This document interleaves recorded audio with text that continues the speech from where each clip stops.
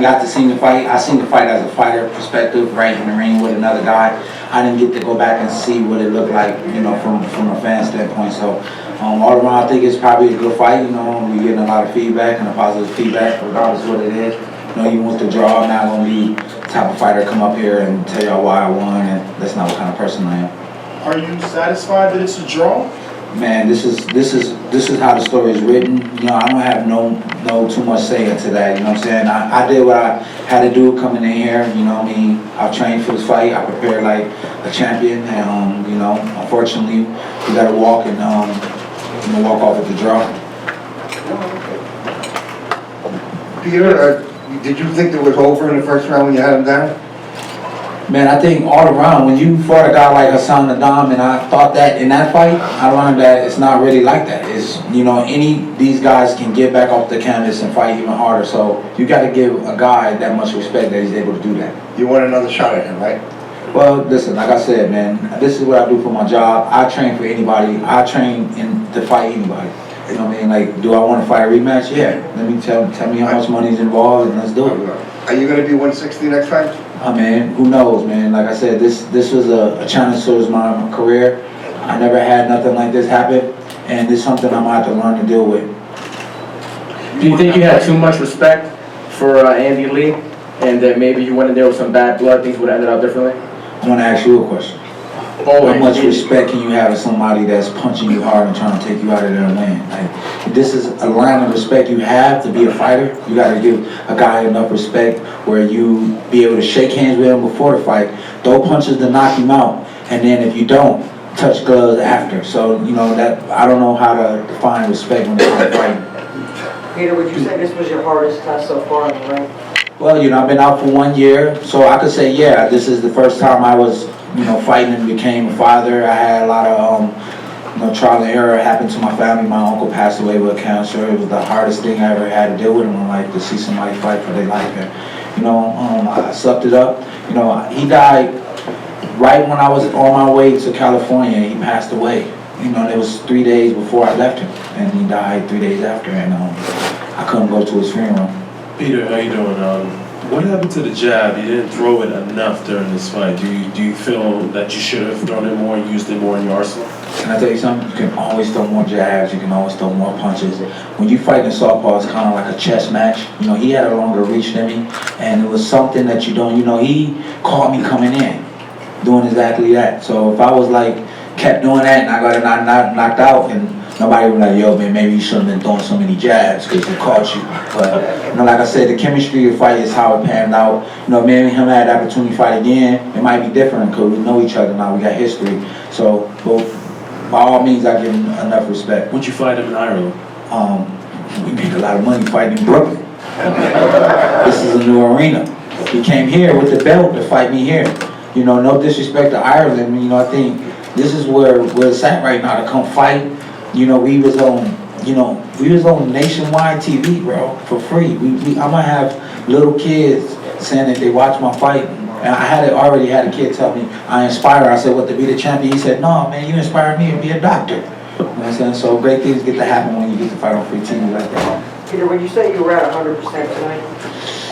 100% tonight, I could say I definitely was. I put the work in. You know, I was away from my family for more than 10 weeks. You know, I was training hard. I did, you know, 3 12-round fight, boxing, sparring marches, and 1 13-round. You know, like I said, you can always do more. This is something you got to go back and watch the fight and see what more you can do. Kid Chocolate, you mentioned your last fight was a year ago in DC. Did you feel any ring rust, and how did it feel to be back in the ring? I felt more ring rust actually going into the gym and preparing for this fight because, you know what I mean, your mind is the only thing that tells you what you're not able to do.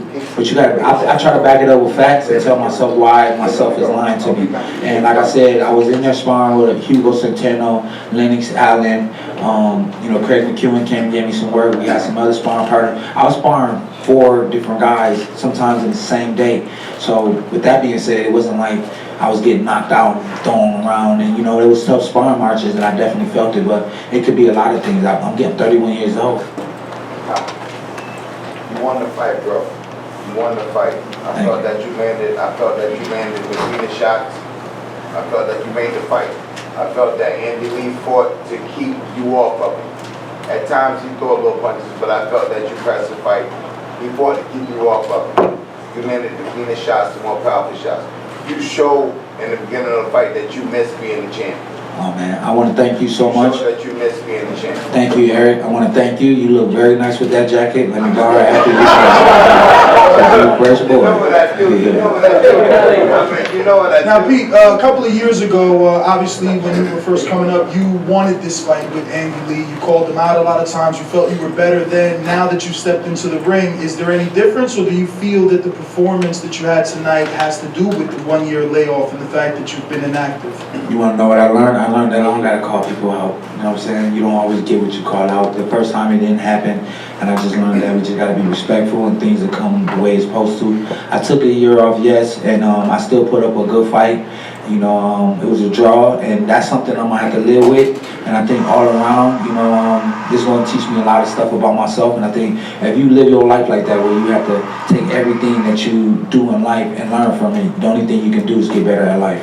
Well, my question was more like, when you guys were both coming up, you got common opponents, and you felt that you did better versus those common opponents, so you felt that you know... Style make fights. You know, you can prepare for one guy. I mean, we watching Mayweather fight Pacquiao, and we seen the 3 or 4 fights he had with Marquez, and you seen the one fight that Floyd had with Marquez. It was like something you can't even measure, but the fight with Manny Pacquiao and Floyd Mayweather has still been built up because, you know, style make fights. So I think all around we can assume one thing, but we can get a different result.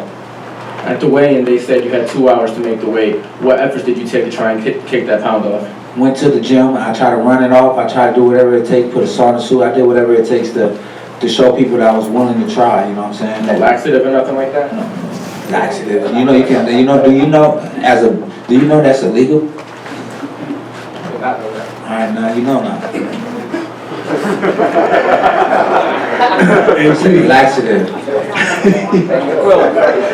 Hey Pete, I want to congratulate you on the performance. I think it was a tough fight, even though, you know, I know this to try to make weight, you know, the day of the weigh. But do you feel like Andy was the hardest puncher you ever hit? I know it was the first time you've been dropped, but you've been in some tough fights. Is he the hardest puncher you ever faced?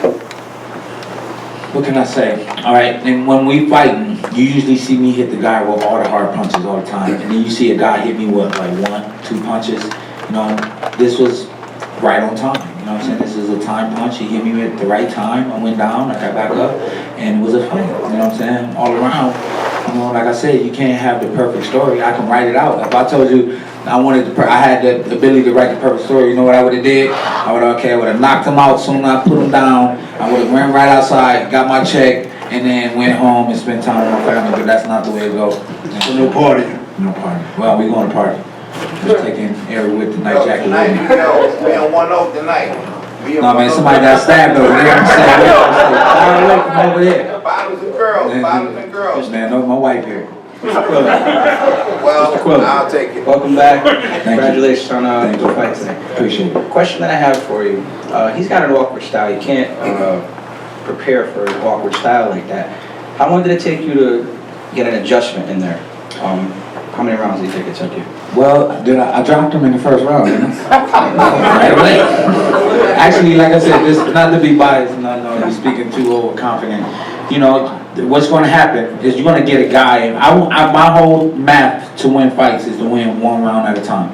We went in there and did something 1 round. The next round we try to come out there, and sometimes those things don't work in the 2nd round. In the 3rd round, he might become a different guy. And in the 4th round, I might become a different guy. And that's the way a fight works. You know what I'm saying? Like, you have to adjust to every round. And I try my best and try my hardest. You know what I mean? I'm not a machine that can throw 1,500 punches and not get tired. We got to be smart up in there. Do you think that's what had a lot to do with you not being able to finish him off once you had him hurt at that point? You know, him getting different every, like, the 3rd, 4th round or so forth? Have you ever seen him fight before? Yes. Every guy that tried to go in and finish him off get knocked out. So, you know, I think I had to be a dummy to go up in there. I got dropped because I was going in there, you know, not conscious of what he was able to do. Champ, how soon you want to be back in the ring again, and would it be for another title shot? Was y'all think playing? Listen, you see that dude with the ugly hat on? Right there with the red little thing. My best friend moved here so we could take boxing serious We're gonna be in the gym Monday. We're gonna be ready to go anytime this year. We're looking to fight 2 more times this year.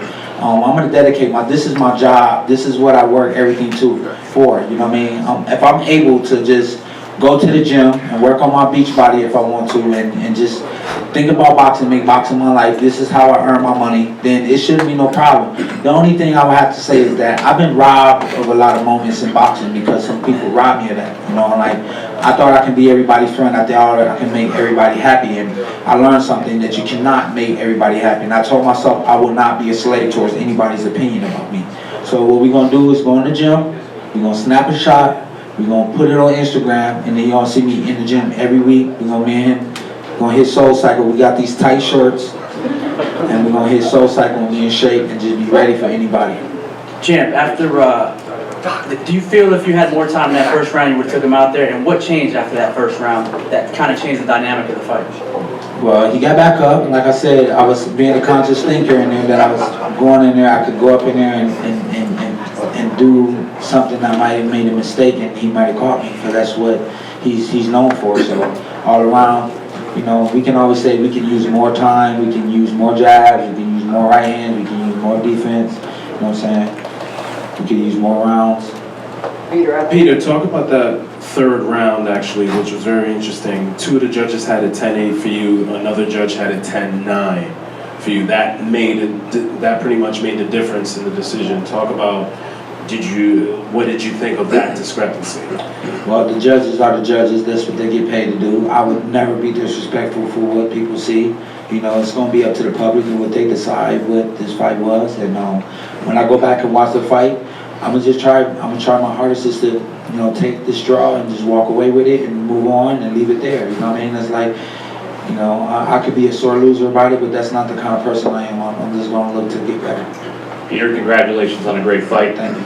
Just a quick question about footwork. It seemed like both you and Andy may have been stepping on each other's feet throughout the fight. Can you discuss that for a moment? Yeah, that's the art of fighting a softball, and on being a righty, you kind of like you kind of battling for that ground. You know, I try to keep my foot outside of his right foot, and he's trying to keep his foot outside my left foot. And we do that all night, and sometimes they come, either you're going to step on his foot or you're going to get a headbutt. That's what happened today. Also, are you going to be watching the Mayweather Pacquiao fight? What are your thoughts on that fight? Usually, you know, I usually get tickets to go, and I'm going to see if I can go. I just didn't want to ask for him before this fight, because I thought, you know, should I be worried about somebody else fighting before my own? You know, now I think I got the place to either buy my own tickets, or which I'm not going to be paying a lot of money for my tickets. We'd rather just rent a big mansion in Vegas, and y'all all invited if y'all want to come and watch the fight there. I won't charge y'all anything. We're going to have free chicken there. We'll let you know when we get there. Well, wherever you smell chicken, that's where you know you got to come. My wife want to go. She never really go to boxing matches. That's my wife right here. My wife works for the Today Show on NBC, so she worked for this network that we fighting on. And I'm very thankful to have her. I've been very inspired to be the man of her dreams. You know, she gave me the best gift that somebody can ever give me, which is my little kid. She hugged my son to the point where I remember growing up that I never received hugs from my own mother. And I realized something, that it wasn't ever about me in the first place.